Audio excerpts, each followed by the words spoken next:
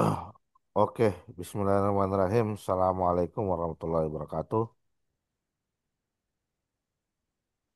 Alhamdulillah kita ada di pertemuan satu untuk pelatihan Komtia Security ya. Iya, Jadi pelatihan Komtia Security ini akan kita laksanakan selama kurang lebih 12 kali pertemuan lah. Dan diharapkan nanti Mas Sony bisa apa dipersiapkan juga untuk ujiannya ya. Jadi tanggung Mas kalau udah belajar banyak terus nggak certified ya. Ah, iya jadi mudah-mudahan doain aja Pak. ya semoga lah mudah-mudahan. Alhamdulillah Iya. sejauh ini peserta pada lulus semua kok, insya Allah. Yang penting kita yakin, kita selalu belajar, ah, dan yang paling utama juga itu adalah terkait dengan latihan soal ya. Nanti saya follow up ke teman-teman peserta. Oke, tanpa berlama-lama lagi, saya mungkin bisa langsung share materi ya. Yuk, Sebentar saya kirim dulu ini. Jadi saya ada Google Drive ini untuk kumpulan materi Komtia. Jadi kita usahakan tiap pertemuan kita bisa bahas apa 2 atau 3 slide ya, satu atau dua boleh atau boleh. tiga slide. Hmm. Bentar, saya kirimkan dulu. Komtia Security, sebentar. Jadi Komtia Security sekarang sudah pakai yang SY1 ya. Itu yang terbaru ya Pak Zul? Ya betul.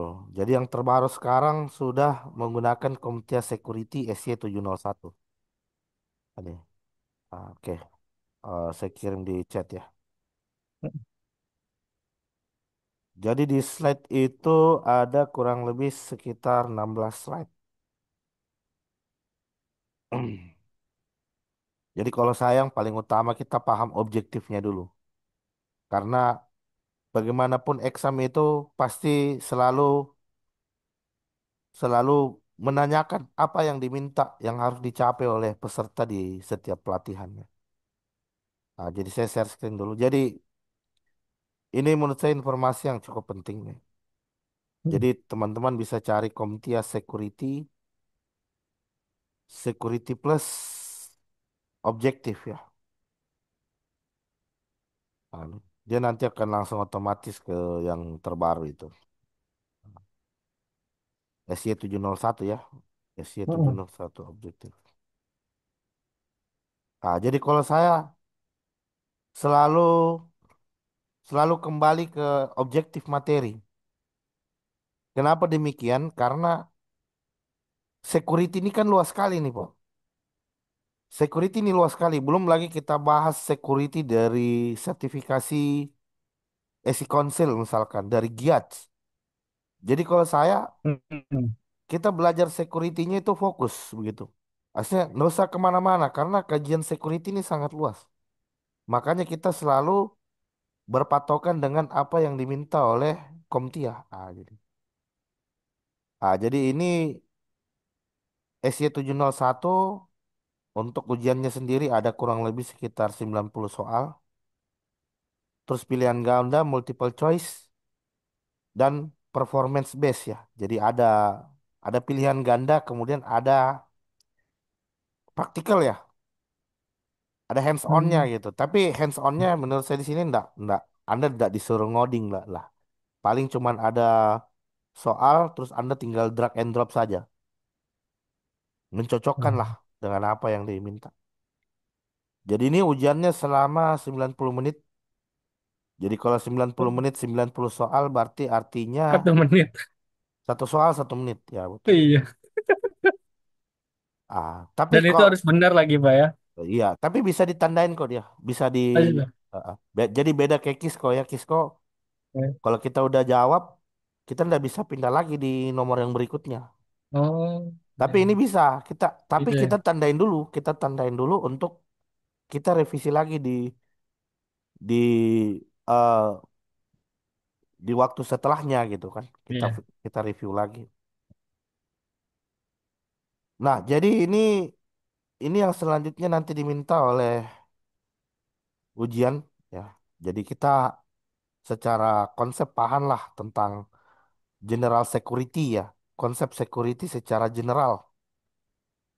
Paham terkait dengan threat hunting, vulnerability dan mitigasi, security arsitektur, security operation, dan security program management. Jadi ini total kalau dijumlahkan itu ada kurang lebih sekitar 100%. Hmm. Nah ini. Jadi kita bisa lihat yang proporsinya besar itu ada di threat vulnerability dan mitigation ini 22%, security operation ini 28%. Hmm. Jadi nah, jadi Anda belajarnya di sini. Anda belajarnya di mengacu pada objektif ini.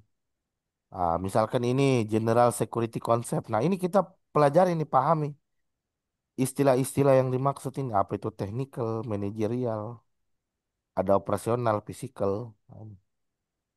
Jadi sebenarnya kalau Computer Security itu menurut saya masih mudah. Kenapa? Hmm. Kenapa saya katakan dia masih mudah? Karena sebenarnya pertanyaannya itu lebih banyak istilah sebenarnya, lebih banyak definisi konsep. Jadi kalau teman-teman seharusnya paham terkait dengan istilah-istilah dalam security, itu saya yakin insya Allah itu pasti lulus lah. Jadi kita pelajari ini semua ini.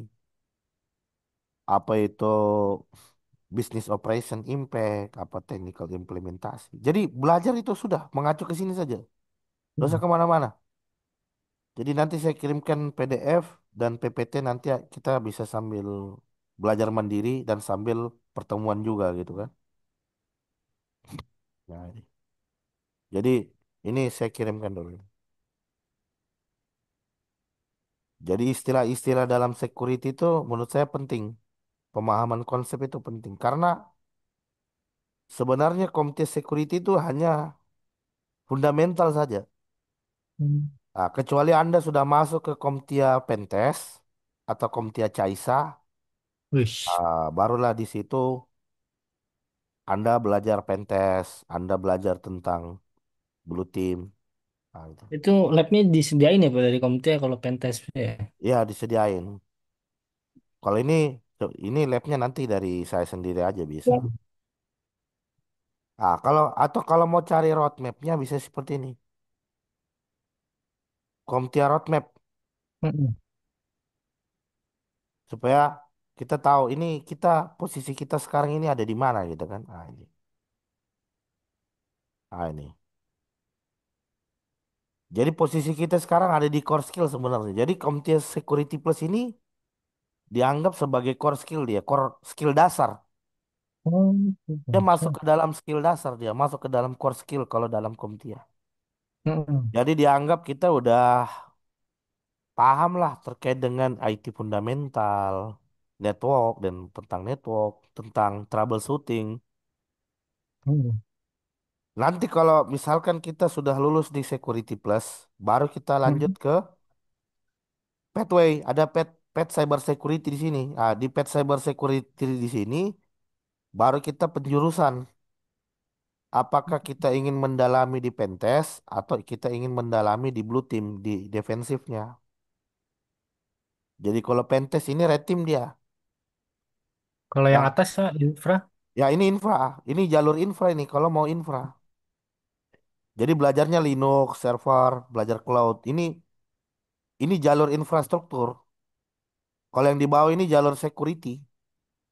Jadi ini nanti kembali ke Mas Sony saja nanti mau mendalami ke infra atau mau mendalami ke security. Kalau mau Saat ini mendalami saya infra. security, ya. Kalau infra saya saat ini emang lagi megang infra sih Pak. Linux Oh, gitu, server, oh ya, administrator. berarti bisa ke security-nya lah ya. Hmm. Jadi tergantung passion sih sebenarnya. Ada Ah, orang itu. yang lebih mau mendalami infra, ada yang musik. Tapi kalau kita security, musik khusus di bidang saya, ini saya belajar pentest. Belajar pentest, belajar nyerang, belajar bertahan. Kalau udah lulus ketiga-tiganya ini, kita bisa lanjut di CASEP, Comtia Advanced Security Practitioner. Jadi ini level tertinggi dari Comtia, khususnya di bidang cyber security. Jadi dia seseorang yang lulus di CASEP ini dia harus bisa lolos ketiganya nih, security, pentest dan CAISA. baru dia bisa ikut ujian CASEP. Nah, gitu. Jadi ini roadmapnya seperti ini. Jadi kalau menurut saya kita mulai berangkat dari roadmap dulu. Karena kalau kita sudah tahu roadmap, kita bisa tahu ini arah Hmm. pembelajarannya kita kemana ini, tujuan akhirnya kita kemana gitu. Tapi kalau kita nggak paham roadmap, nanti kita bingung nih. Saya selesai ini mau ngambil ada. Jadi bagusnya belajar itu terarah, Betul, betul, betul. terarah gitu. Jadi ya boleh sih, maksudnya belajar security tiba-tiba pindah bidang lagi ke multimedia itu kan terlalu jauh itu. Jadi kalau saya mending kita mendalami satu bidang sampai kita jadi Ahli. spesialis di situ, sampai jadi ahli di Hmm. situ. Lah, itu. Jadi kalau saya mending lebih baik kita kuasai satu bidang, tapi kita betul-betul matang di situ, dibandingkan kita banyak belajar banyak hal, tapi ya pemahaman kita hanya sampai di permukaan saja. Iya, iya, betul, betul. Oke. Jadi saya langsung mulai saja untuk slide satu ya. Mm-mm. Jadi ini slide-nya udah saya kirim ya. Siap. Jadi nanti saya tinggal kirim untuk beberapa PDF e-book ya, yang nanti bisa dibaca-baca. Saya izin off cam ya. Boleh, boleh, Pak. Saya off cam aja dong. Oke, ini lesson satu. Jadi lesson satu kita akan belajar terkait dengan konsep fundamental security. Jadi kalau saya yang paling penting ini kita belajar dari yang fundamental dulu lah. Hmm. Apalah artinya pemahaman yang tinggi kalau fundamentalnya tidak kuat bisa dipastikan roboh itu. Jadi kalau saya mulai dari yang, saya kalau belajar kita seperti naik anak tangga lah. Jadi jangan langsung melompat ke yang tinggi, tapi kita belum melewati anak tangga yang lain gitu ya. Nah, jadi ini security concept. Nah, jadi seperti yang kita ketahui bersama bahwa dalam security itu sebenarnya ada kita kenal dengan istilah CIA triad ya. Iya, Pak. Saya sambil oret-oret ini. Bentar. Biar enak saya sambil oret-oret. Ini. Jadi saya buka notepad. Jadi sebenarnya kita sebagai seorang security engineer itu cuman mengamankan tiga hal ini saja. Ada yang kita kenal dengan istilah confidentiality, Hmm. ya. Jadi kalau confidentiality itu artinya kerahasiaan. Ini saya sambil oret-oret. Jadi di security itu ada tiga. Ada kita kenal dengan CIA Triad. CIA Triad itu confidentiality, integrity, dan availability. Jadi yang dimaksud dengan confidentiality di sini adalah kerahasiaan. Nah, jadi seperti yang kita ketahui bersama, kalau dalam beberapa tahun terakhir ini kan kita sering dengar istilah data breach gitu ya, Iya, Pak. kebocoran data. Jadi sebenarnya yang terjadi di sini adalah data yang seharusnya itu sifatnya rahasia karena dia bocor, artinya data itu sudah tidak rahasia lagi. Artinya apa? Sudah tidak ada nilainya. Nah, jadi kenapa data sampai bisa bocor? Ya karena disebabkan oleh sistem. Bisa disebabkan oleh sistem, bisa disebabkan oleh manusia. Nah, jadi terjadi kerentanan baik di dalam sistem ataupun manusia yang menjadi bagian dari sistem itu. Ada kerentanan di sana. Jadi tidak mungkin terjadi kebocoran data. Tidak mungkin itu terjadi insiden kebocoran data, data breach. Kalau Hmm. sistem atau manusianya tidak rentan. Pasti ada kelemahan di situ. Jadi yang dimaksud kerentanan di sini itu adalah kelemahan. Ya. Nah, jadi sebagai seorang security engineer di sini kita harus bisa menjamin kerahasiaan dari data. Jadi misalkan Mas Sony sekarang kerjanya di infra gitu.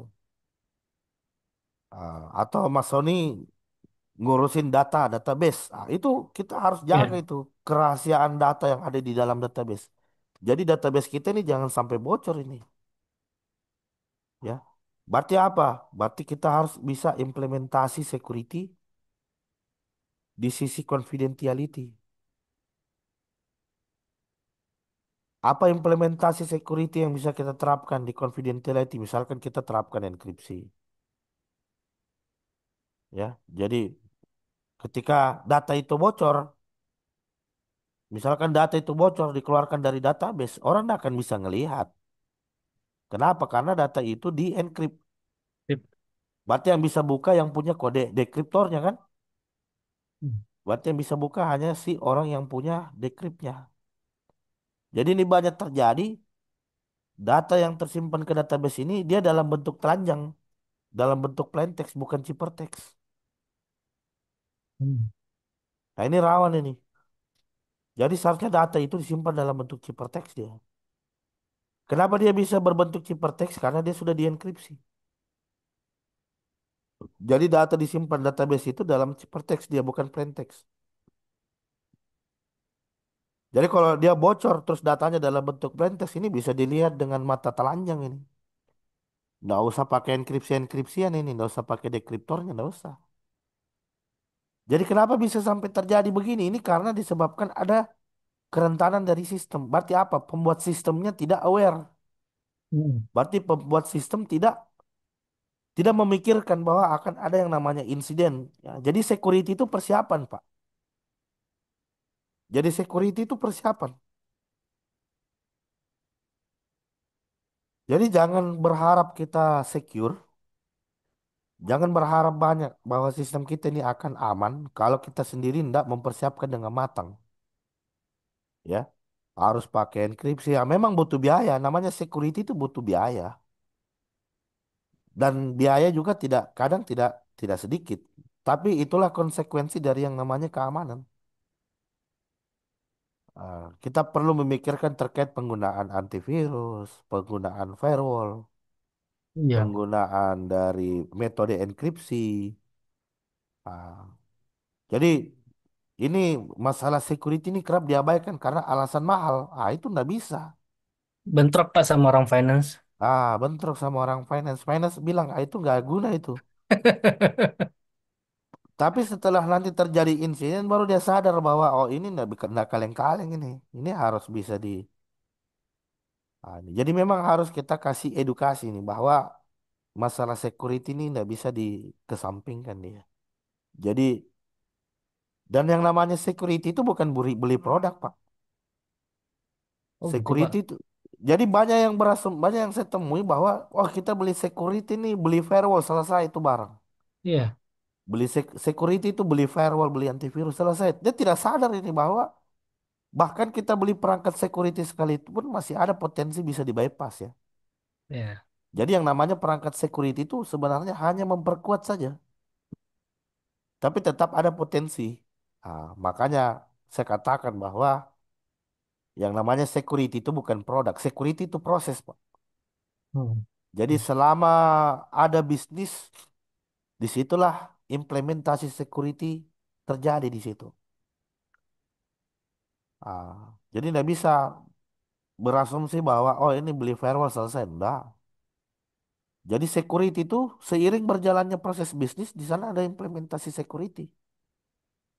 Karena kita nggak tahu di bagian mana saja bisa ada potensi terjadinya insiden. Makanya saya katakan security ini di entire proses. Security ini Iya. di keseluruhan. Mulai Hmm. dari pengiriman data, penyimpanan data, pemrosesan data, transaksi. Itu ada security di sana yang harus diperhatikan tentunya.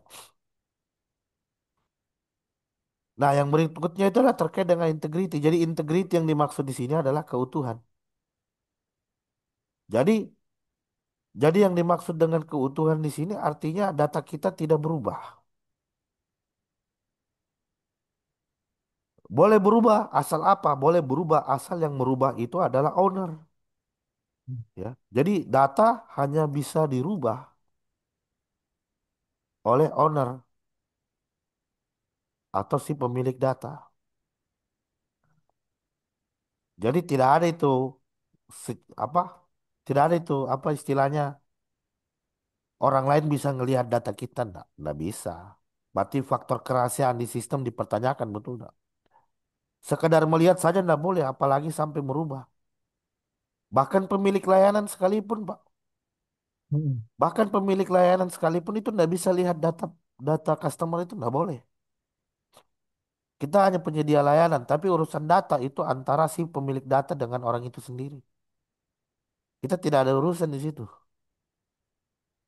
Ah, Biarpun misalkan nih Pak, based on kan saya admin ya Pak ya, admin ya, dari server.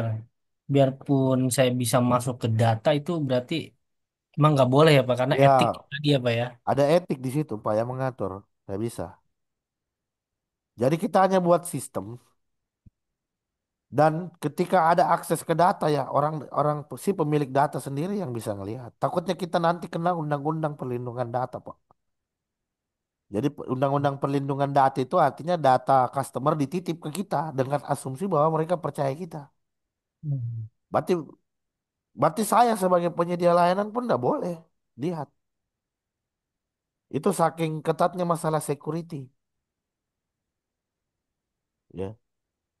Tapi kalau saat ini kan masih masih banyak yang seperti itu ya. Tapi Ya. ke depannya nanti itu sudah tidak boleh. Bahkan nanti bisa dipastikan user pemilik data punya kunci enkripsinya sendiri. Hmm. Bahkan ke depan itu saya bisa pastikan user pemilik data dia punya kunci enkripsinya sendiri. Sehingga dia hanya dia yang bisa buka. Orang lain tidak bisa buka, bahkan penyedia layanan tidak bisa buka. Jadi sistem kita hanya buat nyimpan data. Pemrosesan data dilakukan sendiri oleh pengguna. Ah. Kecuali dari customer yang memang menyetujui bahwa data mereka boleh diproses. Makanya di awal-awal pendaftaran itu kadang ada kesepakatan bahwa apakah datanya boleh untuk kebutuhan pemrosesan. Ah, kalau setuju, kalau dia setuju ya berarti boleh. Tapi kalau tidak setuju jangan coba-coba. Berarti sudah melanggar kontrak ya, melanggar kontrak perlindungan data, melanggar kontrak perlindungan informasi. Pak maaf Pak, baterainya lowbat tuh Pak. Oh ya ya sorry. Oh maaf, saya lagi flu ini makanya suara saya agak serak-serak. Oke. Kemudian kita Sip. lanjut lagi terkait dengan availability. Jadi availability di sini yang dimaksud adalah ketersediaan layanan, ketersediaan informasi lah. Jadi sebagai seorang security engineer di sini kita harus memastikan bahwa kita bisa melindungi sistem kita dari adanya serangan yang melumpuhkan sistem. Jadi layanan kita ini harus selalu bisa diakses on 24 jam selain hari kiamat. Tapi tidak begitu juga ya. Ada istilah baru tuh. Itu. Tapi nggak harus begitu juga. Artinya saat ini diakses, layanannya tersedia. Iya, iya. Besok diakses, minggu depan, tahun depan, selalu tersedia. Nah, kenapa dia harus tersedia? Karena kadang ada layanan tertentu itu yang core bisnisnya itu dari ketersediaan. Misalkan contohnya di sini bank. Bank itu dapat untung dari ketersediaan, Pak.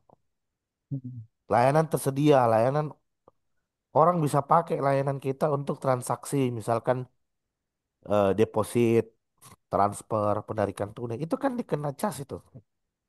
Iya, kena cek. Ada biaya yang harus dikeluarkan. Sekarang bayangkan misalkan kalau ternyata 1 jam bank bisa dapat 100 juta. 1 jam ya. 1 jam bank bisa dapat 100 juta. Tapi ternyata 1 jam itu layanan menjadi down, terganggu. Yang terjadi, yang terjadi artinya apa? Yang terjadi seharusnya sistem untung. Seharusnya bank untung 100 juta. Malah yang terjadi bank rugi 100 juta. Karena tadi layanan tidak tersedia.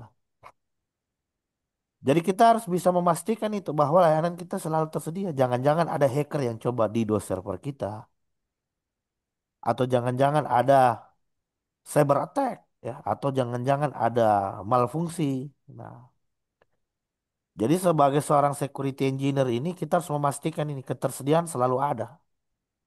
selalu bisa diakses, ya. Jadi bayangkan misalkan kalau, wah ini saya ada urgent nih transaksi sekarang Hmm. ini. Tapi ternyata setelah saya buka, wah layanan tidak tersedia. Wah, ini saya butuh transaksi saat ini karena layanan tidak tersedia, maka dampaknya itu adalah pada kepercayaan penyedia layanan ya. Wah, jadi Kayak customer Bank jadi, DKI ya Pak ya. ya, customer jadi tidak percaya ini. Aduh, layanannya selalu tidak tersedia ini. Kita butuh transaksi nih, selalu transaksi ini nggak bisa. Ini kan jadi yang senang kompetitor, ya. Kompetitor jadi pindah dong. Customer kita Iya. jadi pindah ke kompetitor sehingga ini selanjutnya menyebabkan kerugian. Ah, jadi banyak isu yang selanjutnya nanti kita akan coba bahas terkait dengan hal ini gitu. Nah, kemudian yang berikutnya itu ada non repudiation. Sebenarnya tiga ya. Cuma ada Iya. beberapa pendapat yang mengatakan empat, yang mengatakan lima. Tapi secara standarnya itu tiga. Namun ada beberapa pendapat yang mengatakan empat, termasuk dengan non repudiation. Baru tahu itu Pak itu. Istilah Ah, non repudiation. non repudiation itu artinya penyangkalan, Pak. Oh, menangnya kawan. Jadi sistem sistem yang kita buat harus bisa menjamin bahwa tidak ada penyangkalan. Jadi yang dimaksud penyangkalan begini. Oh, Misalkan saya punya aplikasi nih kan. ya, Saya punya akses ke aplikasi. Nah, user user saya, akses user saya ternyata dipakai sama saya sendiri sama Pak Sony. Kita tidak tahu nih salah satu dari antara kita nanti ada yang bisa menghapus data, betul nggak? ya, Jadi kalau begitu kita berdua bisa ngeles dong. Saya bisa menyangka loh bukan saya kan yang pakai juga Mas Sony. Itu. iya betul. Mas Betul. Sony juga bilang bukan saya yang pakai kan Pak Zulkifli. Ini yang dimaksud dengan non repudiation. Artinya kita harus bisa menjamin bahwa sistem harus bisa menghindari adanya penyangkalan. Jadi misalkan kalau saya transaksi 1 juta, berarti saldo saya berkurang dong 1 juta. Dan itu tercatat semua di sistem. Jadi ketika saya komplain misalkan, lo kok uang saya berkurang. Lah ini kan Anda yang bertransaksi, Pak. Gitu. Jadi non repudiation seperti itu. Semua pengguna tidak boleh melakukan penyangkalan ketika dia melakukan perubahan di sistem. Itu yang disebut non repudiation. Nah ini pernah saya dapatkan ini kasus seperti ini, Pak. Yang saya cerita tadi. Hmm, Ada 3 user pakai satu akun yang sama. kacau itu. Kacau, tidak boleh, tidak dibenarkan itu dalam security namanya non repudiation, tidak boleh. Jadi setiap user dia harus punya aksesnya sendiri. Jadi setiap user punya aksesnya sendiri. Dan ketika ada salah satu user yang merubah, akun itu nanti akan langsung berasosiasi dengan si pemilik akun. Dan tidak boleh tuh akun pakai nama-nama yang anonimus gitu, tidak boleh. Nah, jadi akun itu harus langsung melekat nama si pemilik dari akun Gunanya. Oh. akun. Ya, tidak boleh. Misalkan pakai ID boleh lah, tapi Hmm. dia harus ada profilnya. Ada username tapi harus ada profilnya. Dan profilnya itu jelas melekat kepada siapa.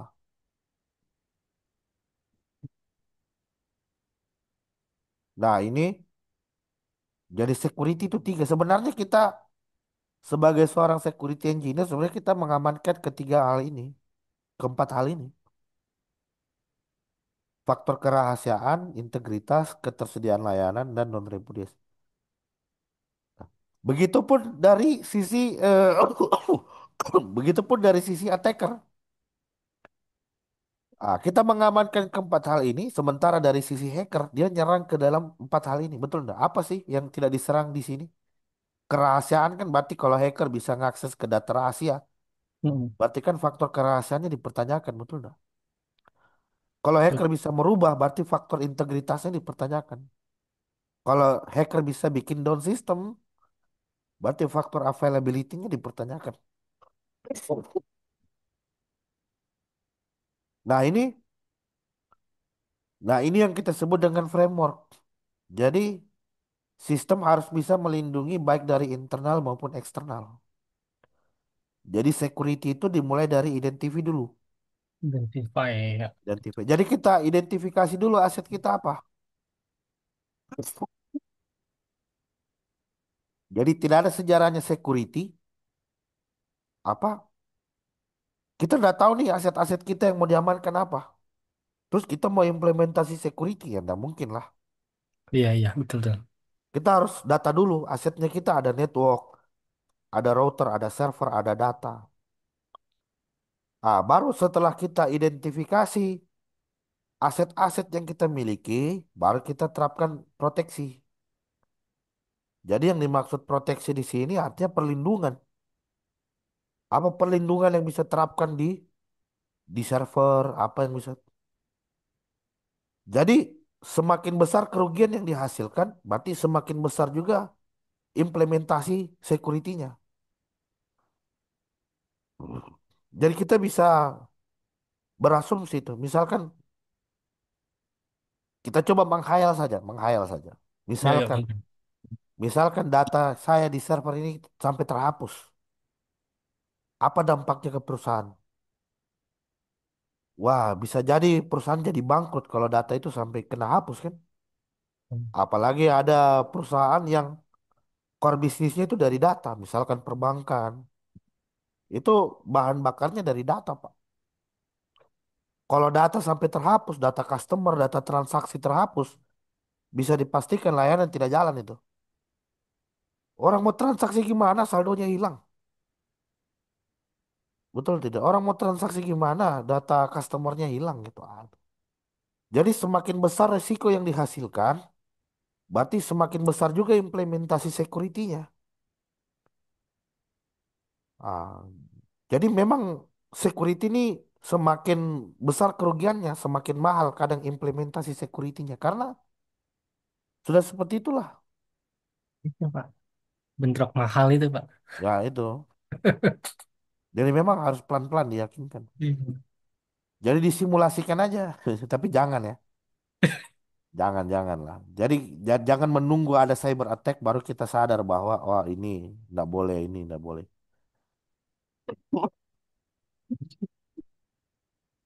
Ah, jadi sistem harus bisa mendeteksi.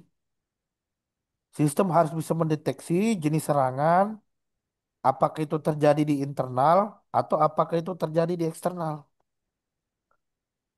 Jadi tidak ada alasan. Ini sering terjadi, security kuat dari luar tapi ternyata lemah di dalam. Oh, dari firewallnya di config. Ketat banget itu. Akses dari luar di counter semua. Hmm. Ternyata aktornya dari dalam. Wah, itu. Nah, ini harus diperhatikan ini terkait implementasi security. Jadi security ini harus adil dia. Security ini harus adil. Adil diimplementasi baik di internal dan adil diimplementasi di eksternal. Nah, apa respon yang selanjutnya dilakukan terhadap adanya deteksi serangan dan recovery ini adalah penyembuhan terkait dengan bagian-bagian apa saja yang menjadi cyber attack gitu, terrecovery. Nah, jadi seorang security engineer dia harus bisa VA. Nah, ini nanti kita belajar. Jadi VA itu vulnerability assessment, tapi tidak harus Hmm. sampai ke pentest ya. Nggak boleh. Ya. Ah, jadi pentest itu di atasnya VA. Jadi VA di sini penilaian kerentanan. Jadi kan tadi ada tahapan identifi itu ya. Ada tahapan identifi. Jadi kita identifikasi dulu aset, baru kita coba lakukan scanning untuk mengetahui adanya kerentanan. Oh ini rentan tidak? Oh ini ada. Ah. Tapi tapi VA ini bukan dijadikan sebagai acuan ya. VA ini Maksudnya, hanya ya. maksudnya gimana tuh? Bukan jadi acuan ya? Artinya kalau kita betul-betul mau memastikan ya kita pentes. Oke, oke, paham, paham. Berarti Jadi dia memang skor itu belum tentu merujuk itu bisa diretas ya, Pak? Ya? ya belum tentu. Kadang dia kritikal juga tapi belum tentu bisa diretas. Kadang dia kuning malah bisa diretas. Oke, oke, oke. Makanya dia ini hanya sebagai informasi dasar saja, informasi awal bahwa seperti ini loh kerentanan yang ada di sistem kita seperti itu. Jadi untuk betul-betul memastikannya kita harus pentest. Kita uji betul nggak ini bisa kita tembus ini barang gitu. Ah, jadi kalau semakin tinggi skornya, semakin perlu remediasi. Jadi toolsnya bisa kita pakai OpenVAS ya. Kalau pernah dengar OpenVAS, Greenboard, Iya, iya, iya. Nessus, nah, itu kan untuk tools-tools untuk VA semua itu. Mm-mm.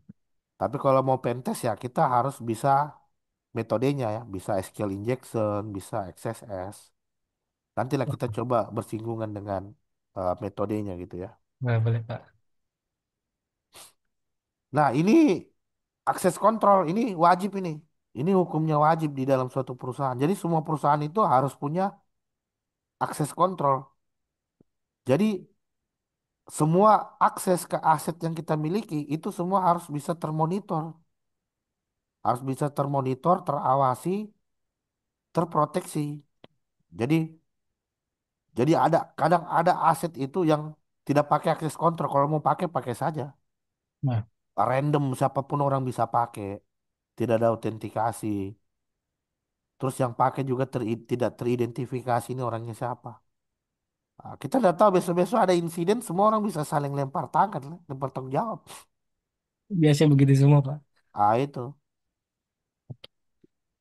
Jadi security memang bikin repot, tapi kita aman. Misalkan ada mobil nih di perusahaan. Kalau mau pakai, pakai saja. Tapi kita nggak tahu besok-besok mobil itu mungkin dipakai nabrak orang. Semua orang bisa ngeles dong. Wah, bukan saya kok yang pakai. Kemarin ada Mas Sony pakai, kan bisa begitu. Hmm. Tapi kalau ada akses kontrolnya, siapa yang mau pakai izin dulu, store identitas dulu, baru ambil kunci. Itu pun hanya boleh dipakai misalkan hanya di dalam kota. Nah, itu kan security tujuannya itu. Memang repot. Kita harus store identitas dulu. Tapi paling tidak ketika ada insiden, orang nggak bisa ngeles dong. Lah, terakhir kamu kok yang pakai identitasmu ini kan. Begitupun itu kita berbicara aset fisik ya. Berarti termasuk juga aplikasi, server, network. Jadi akses ke dalam aset itu nggak bisa. Ini bukan toilet umum gitu loh. Orang bisa keluar masuk seenaknya gitu. Ini harus ada mekanisme security-nya. Apalagi kalau di server itu ternyata nyimpan data traffic. Kalau di server itu ternyata nyimpan data-data customer. Itu harus hati-hati tuh. Harus ada mekanisme autentikasinya. Nah, nanti kita bahas ini. Jadi ada identifikasi, autentikasi, otorisasi, dan ada yang disebut dengan accounting. Penting. Nah, ini yang kita sempat bahas tadi, ada CIA triad, ada Hmm. framework dalam cyber security, gap analysis, dan access control.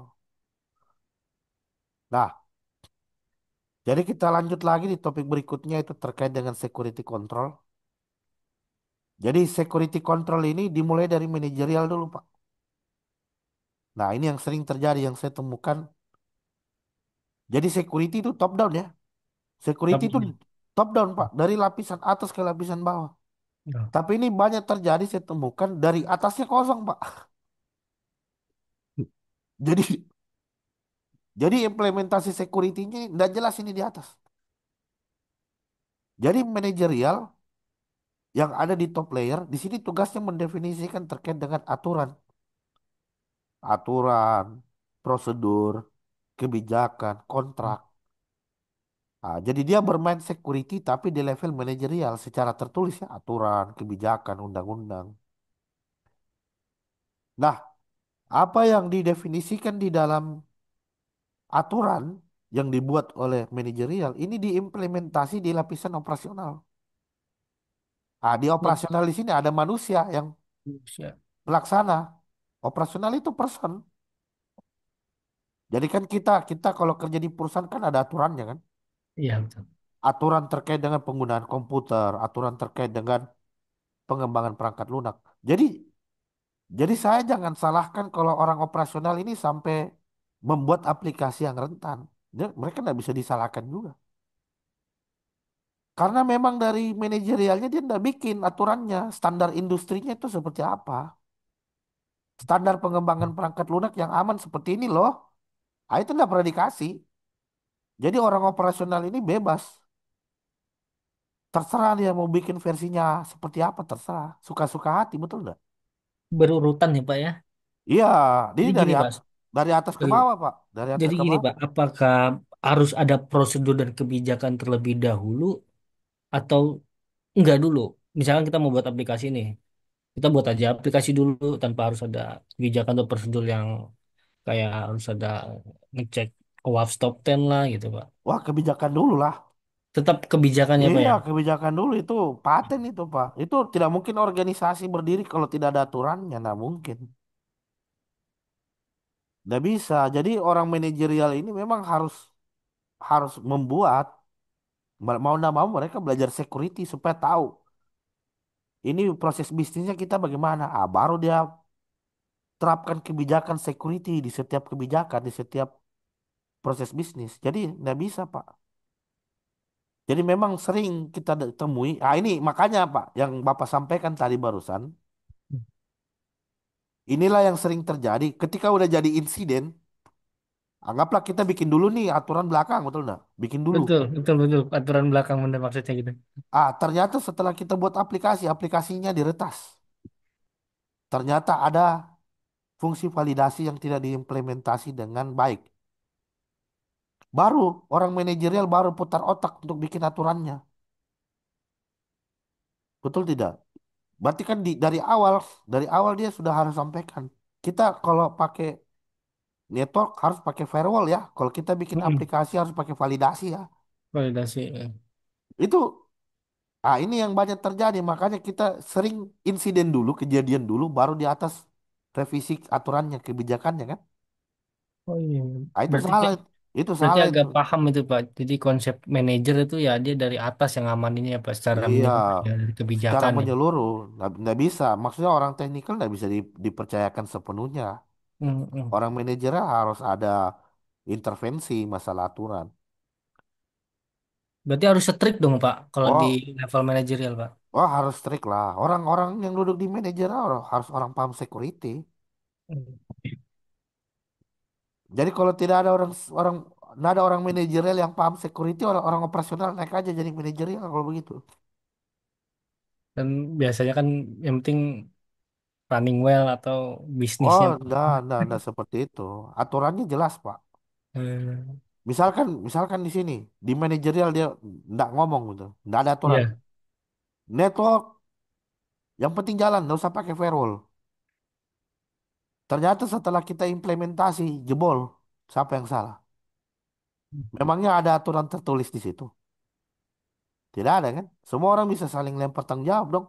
Lah kan saya di sini cuma kerja, Pak, cuma disuruh. Memangnya ada aturan yang menjelaskan tentang itu? Jadi kita sebagai teknikal bisa counter balik ya Pak ya. Bisa Kalau lah, kayak gitu ya. bisa lah. Kembalikan ke manajerialnya. Kenapa tidak ada? Jadi kalau tidak bikin aturan, terus manajerial kerja apa selama ini kan?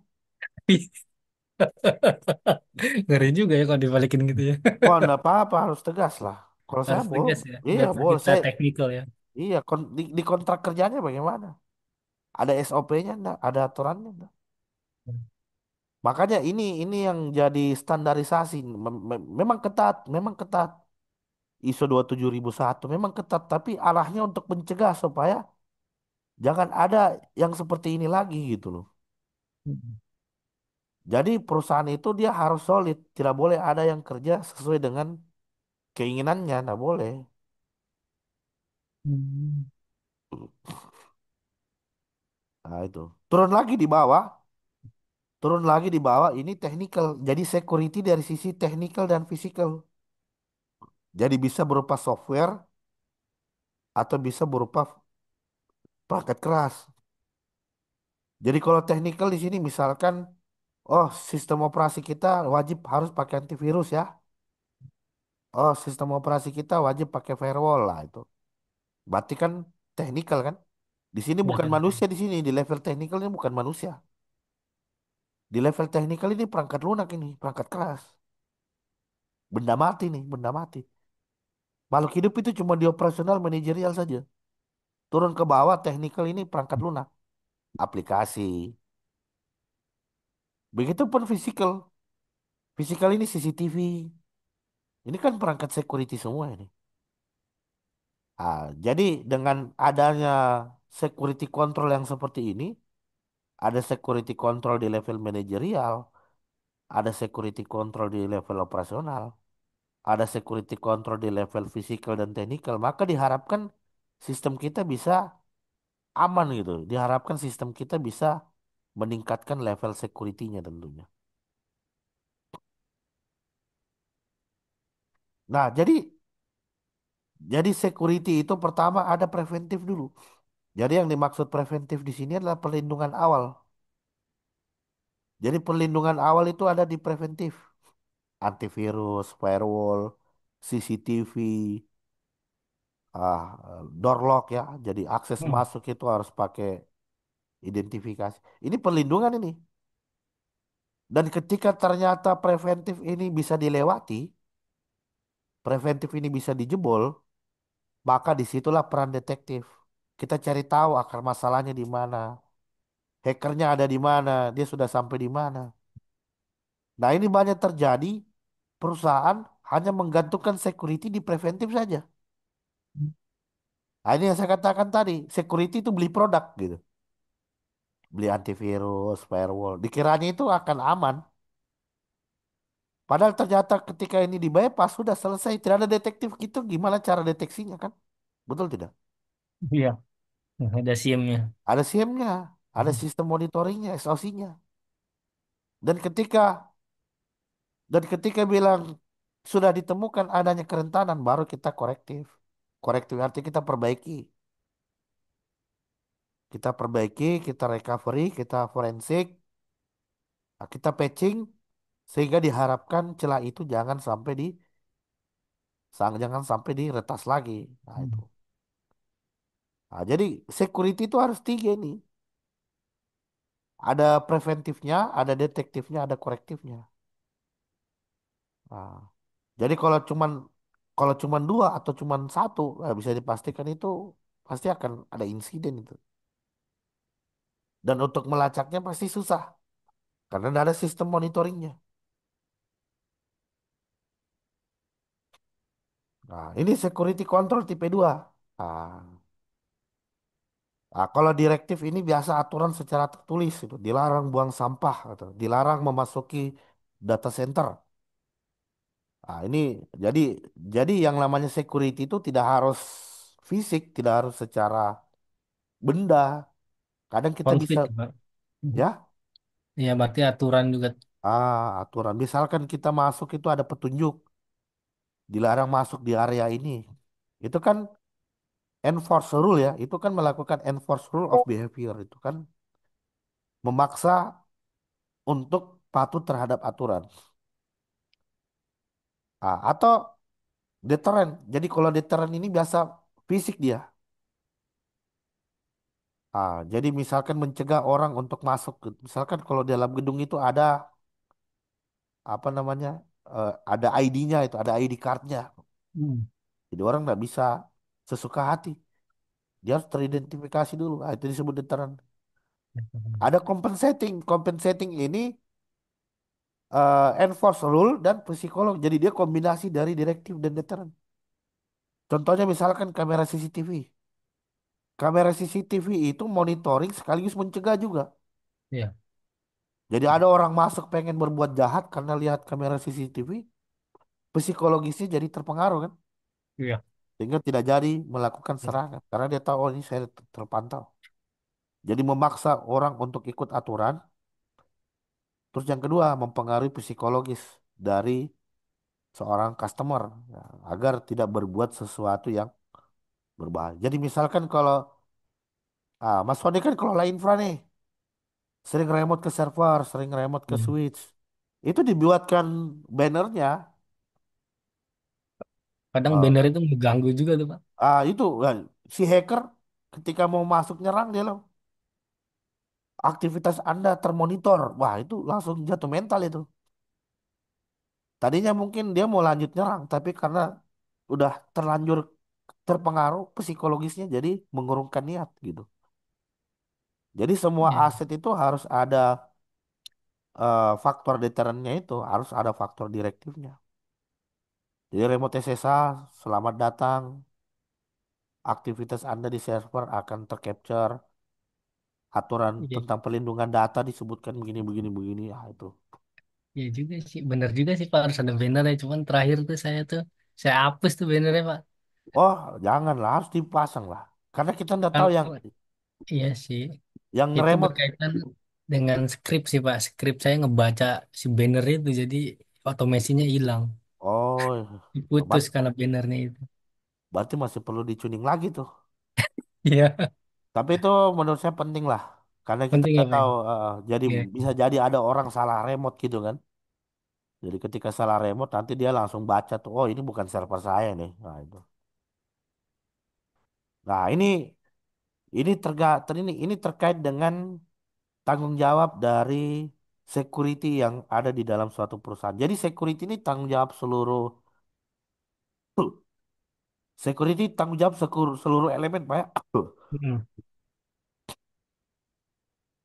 Jadi tanggung jawab seluruh. Tapi kalau kita berbicara di level manajerial, ada CISO,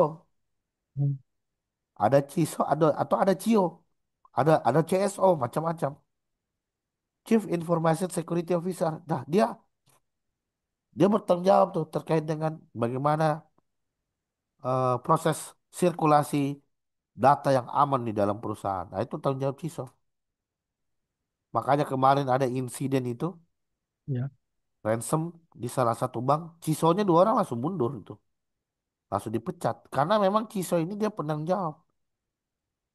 Jadi security memang tanggung jawab seluruh elemen, tapi ada Mm. top layer yang memang menentukan aturannya, aturan mainnya. Mm. Ah, ada manajerial. Nah, jadi di level tertinggi ada CISO, ada manajerial. Turun lagi technical. Technical di sini ada network engineer, ada security, ada software engineer, ada non technical.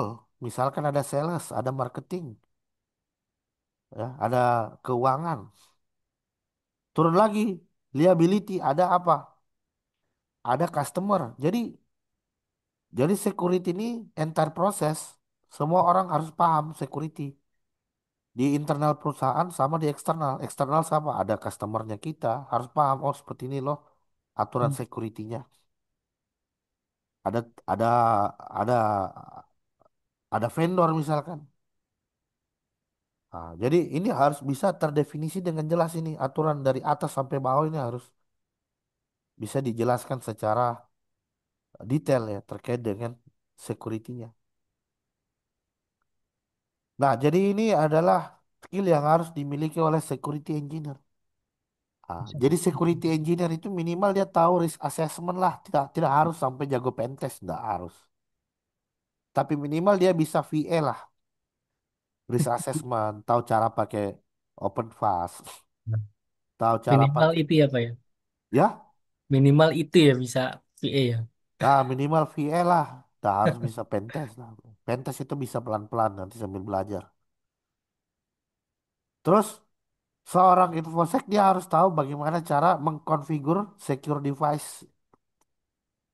Jadi kita harus tahu kan ada orang network ya, misal ada orang network yang konfigurasi network ya. Tapi ada orang security yang verifikasi. Ini Oh, konfigurasinya sudah aman belum? Jadi karena ya tidak selamanya orang network itu bisa mengkonfigurasi perangkat security dengan aman. Nah, kadang ada peran orang security di sana untuk mengevaluasi. Ini betul apa tidak ini konfigurasinya ini? berarti kalau di real case ya Pak, di perusahaan itu memang security itu terpisah dari infra ya Pak ya? Terpisah. Hmm. Karena karena tadi kalau skopnya udah besar sekali ya mau tidak mau harus ada divisi tersendiri. Kalau skopnya masih belum begitu luas ya bisa bisa dibarengan lah. Tapi saya tidak yakin. Saya tidak yakin orang orang teknikal itu bisa fokus dengan security kalau aset yang dikelola sudah sangat banyak. Saya tidak yakin itu. Pasti konsentrasinya pecah itu. Pecah bener. Karena urusan security aja sudah luas sekali tuh. Anda konfigurasi network aja udah banget banyak banget kan. Banyak. Belum lagi mau ngurusin security. Jadi mending dibagi tugas. Orang Hmm. network konfigurasi network, orang software engineer konfigurasi aplikasi. Tapi orang security mengevaluasi ini sudah betul nggak security-nya ini, ada nggak validasinya ini barang. Data yang dipertukarkan jaringan aman dah ini, terenkripsi dah ini barang ini. Nah itu. Jadi nggak bisa diserahkan semua. Tapi kalau dia bisa mengkonfigurasi dengan baik dan aman, nah itu bagus. Cuman kadang nggak semua orang bisa begitu. Oh, betul. Nah, jadi tidak hanya fungsionalitas saja, tapi security juga. Jadi fungsionalitas dan security itu satu paket, tidak bisa dipisah-pisah itu. Dia bekerja dengan baik dan aman. Jadi ini banyak yang terjadi hanya bekerja saja tapi tidak aman. Nah, itu yang susah. Nah, dia harus paham terkait dengan akses kontrol, tahu caranya melakukan audit log, tahu caranya bagaimana merespon insiden, membuat laporan. Nah, ini penyakitnya orang IT nih, laporan ini. Setuju, Pak. Setuju banget. Nah, itu. Hmm, Tapi tapi itu harus dilatih, Pak. Ini memang penyakitnya orang IT, tapi ini harus dilatih memang. Membuat laporan itu harus dilatih. Kenapa? Karena pekerjaannya kita sebenarnya pekerjaan berulang-ulang, Pak. betul, berulang-ulang benar. Bulan depan dapat lagi tuh, bulan depan dapat. Tapi kalau kita punya dokumentasi yang bagus, pekerjaan itu bisa kita selesaikan dengan cepat sebenarnya. Nah, ini penyakitnya kadang kita udah konflik, udah beres, tapi lupa lupa dokumentasi. Minggu depan dapat lagi, lupa konfigurasinya gimana. Ah, lihat lagi ke perangkat sebelumnya. Tapi kalau kita sudah pernah tuliskan semuanya, ketika dapat kasus yang sama, troubleshootnya bisa jauh lebih cepat. Hmm. Maksudnya Nah, ke sana ya arahnya ya. ya sama arahnya ke laporan kepada pihak manajerial pimpinan. Seperti ini loh, laporan kami di network, traffic seperti ini, konfigurasi seperti ini. Sama, ya tujuannya supaya audit. Kalau kebutuhan audit kita nggak susah, kita udah punya laporannya. Nah, ini banyak terjadi. Kita kerap menyepelekan ini masalah lapor, padahal ini penting sekali ini. Setuju, setuju itu. Nah, bersama tidak selamanya kita selalu ada di situ, Pak. Hmm. Dan selamanya kita selalu ada di situ. Besok-besok mungkin kita naik manajerial. Jadi harus ada yang selanjutnya kita wariskan kepada penerus-penerusnya kita. Ini loh. Jadi transfer ke knowledge-nya bisa lebih cepat, Pak. Hmm. Karena semua udah didokumentasi. Kita nggak mungkin selamanya ada di network. Besok-besok kita naik pangkat. Naik jabatan. Jadi ada yang meneruskan posisi kita, dia nggak akan susah. Karena kita udah bikin reportnya semua. Dia tinggal ngikutin. Nah, itu. Jadi harus ada sesuatu yang bisa kita wariskan lah. Entah itu pengetahuan, entah itu panduan, atau apapun itu yang memudahkan yang selanjutnya nanti meneruskan kerjaan kita. Kemudian harus paham terkait dengan bisnis continuity. Jadi yang dimaksud bisnis continuity ini keberlanjutan bisnis. Ini sering terjadi ketika ada insiden kita maunya sistem down dulu kan. Ya, Sementara bisnis tidak mau tahu, bisnis harus tetap jalan. Ini makanya kadang bertentangan ini antara orang security dengan bisnis ini. Ketika ada insiden kita mau down. Sementara ada insiden orang bisnis tidak mau tahu karena ribet kita ya, Pak. karena ya itu tadi ada uang di situ kan. Ada uang di situ. Makanya kadang cara mensiasatinya kita harus memikirkan terkait dengan disaster recovery. Makanya orang security itu harus harus punya backup, Pak. Harus punya perangkat-perangkat backup, harus punya strategi. Jadi kalau terjadi down ya kita take over. Ganti perangkat yang kita anggap masalah dengan perangkat yang kita anggap lagi bagus. Itu. Sambil di maintenance tuh, dicari tahu penyebab masalahnya apa. Terus dimonitor, ini sumber masalahnya di mana. Ah, jadi ini memang kadang bertentangan ini antara orang security dengan orang bisnis ini bertentangan. Jadi orang bisnis ini mindsetnya dia untung. Itu hitungannya untung ya. Hitung bener, Pak. Ah, sementara orang security ini hitung-hitungannya rugi Pak dia. Ah, terjadi. terjadi serangan ini satu down, ini berapa berapa besar kerugiannya perusahaan. Itu makanya kita harus punya kalkulasi, kita punya cara hitung-hitungan gitu, terkait dengan insiden-insiden yang bisa terjadi. Ini sama. Ini jadi seorang security engineer dia tidak hanya ngurus security, tapi dia juga mengedukasi. Dia ngajarin seperti ini loh cara yang aman, jangan klik sembarang link, atau diikutkan training. Misalkan ikut-ikut training ini cukup efektif itu, sangat bagus.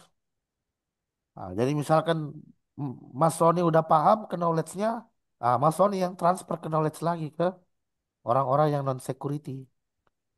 Oh kita jangan klik klik sembarang link ya. Itu kita nggak tahu itu mungkin phishing, kita nggak tahu itu mungkin malware. Jadi dibangun kesadarannya. Dibangun kesadarannya bahwa kondisi serangan seperti ini loh.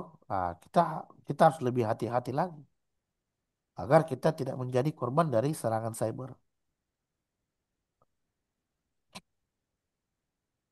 Nah ini, nah ini tugas dari seorang security.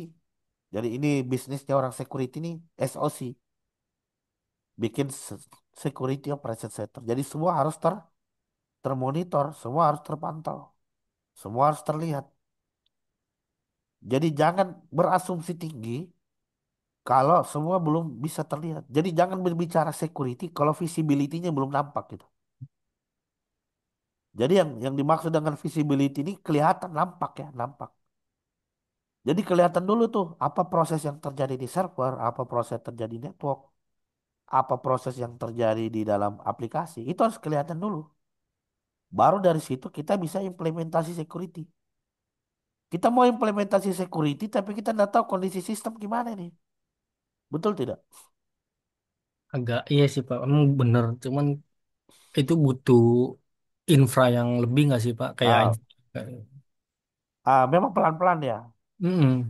Memang pelan-pelan. Jadi kita mulai dari capture data lognya dulu, bikin Kibana, bikin SIEM.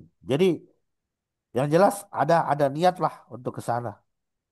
Ada niat sambil peran-peran dirancang. Jadi memang security idealnya. Kenapa harus bikin SOC? Karena bisnis berkembang, Pak.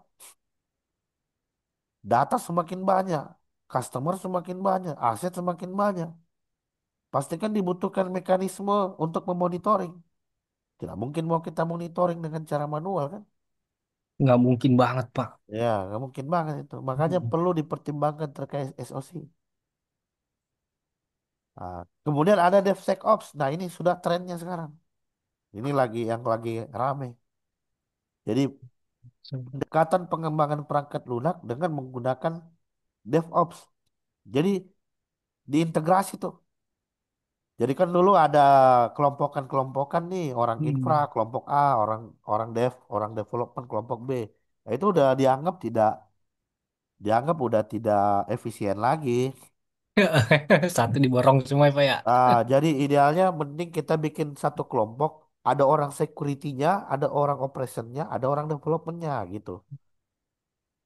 Jadi sudah tidak ada lagi istilah apa namanya, saling lempar tanggung jawab begitu. Oh ini orang security nih, kerjanya orang security nih, kerjanya orang infra. Ya, mending dibikinkan satu tim, ya udah kalian berkelahi aja di situ gitu loh. Iya benar-benar. Jadi kalau dulu flow-nya seperti itu, tapi karena dianggap terlalu kaku, dianggap terlalu lambat dalam merespon adanya perubahan, maka lahirlah konsep yang kita sebut tadi dengan DevSecOps. Jadi development, security, dan operation itu diintegrasikan di dalam suatu proses, di dalam proses bisnis. Nah, kemudian yang terakhir, seorang perusahaan itu harus punya CIRT ya, insiden respon. Jadi kita harus tahu itu bagaimana caranya merespon insiden. Jadi kita anggap cyber attack itu seperti bencana alam lah. Kita anggap cyber attack itu seperti serangan. Jadi kita harus tahu ini cara melakukan perlindungan gimana, cara mengamankan diri gimana, cara mengamankan data kita masing-masing gimana gitu. Makanya kadang security ini kita harus simulasikan, Pak. Kita nggak tahu ini. Ketika terjadi insiden karena kita nggak pernah disimulasikan, nggak pernah latihan, kita jadi bingung kita mau ngapain ini. Nah, jadi harus dibikin apa strateginya. Bagaimana ketika terjadi insiden sebagai seorang network engineer apa yang harus saya lakukan? Sebagai seorang software engineer apa yang harus saya lakukan? Sebagai orang security apa yang saya harus lakukan? Nah, itu harus terdefinisi dengan jelas. Nah, ini kesimpulan terkait dengan security control, ada manajerial, operasional, fisikal, ada preventif, detektif, korektif, ada SOC, ada SIRT, dan lain sebagainya. Nah, jadi hari ini kita hanya sampai di lesson 1, Pak ya. Ya, Nanti kita lanjut lagi di lesson pelan-pelan aja Pak. Heeh. pelan-pelan aja. Kalau saya tuh satu slide satu hari itu udah mantap lah itu. Saya yang penting ilmunya sampai bisa dipahami, dapat, wah ternyata kayaknya ada yang perlu diperbaiki nih. Ah gitu. Itu sih kalau yang dari SOC itu kan, karena kan nggak semua perusahaan menerapkan SOC apa ya. Ya betul betul. Apalagi kan biayanya kan, terus sumber daya manusianya juga. Iya, iya. Jadi itu diyakinkan aja sih Pak ya. Kalau saya itu pendekatan aja bahwa ya kalau kita ndak SOC ini kita akan kesulitan. Jadi SOC itu keuntungannya bukan hanya monitoring security, termasuk monitoring resource Pak. Iya, resource-nya. Kita pantau hard disk, kita pantau memori, itu kan aset semua itu. Itu kan barang-barang yang menghasilkan duit semua untuk perusahaan itu. Jadi kita harus bisa jaga perawatannya. Oh, bandwidthnya kita, eh, gimana kondisi bandwidthnya kita, gimana kondisi networknya kita, supaya menjadi dasar dalam proses pengambilan keputusan. Oke, mungkin saya cukupkan untuk di hari ini, Pak ya. Saya Hmm, ucapkan terima kasih banyak untuk hmm. pertemuan satu ini. Nanti kita kontek-kontekan untuk di Boleh, boleh, pertemuan kedua. boleh, boleh. Saya bisa tutup dan ucapan alhamdulillah. Semoga apa yang kita pelajari di malam hari ini bernilai pahala di Allah Subhanahu wa taala. Hmm. Dan kita amalkan. Wabillahi taufiq wal hidayah. Assalamualaikum warahmatullahi wabarakatuh. Waalaikumsalam warahmatullahi. Oke, izin Pak. Saya Mangga, pergi. mangga.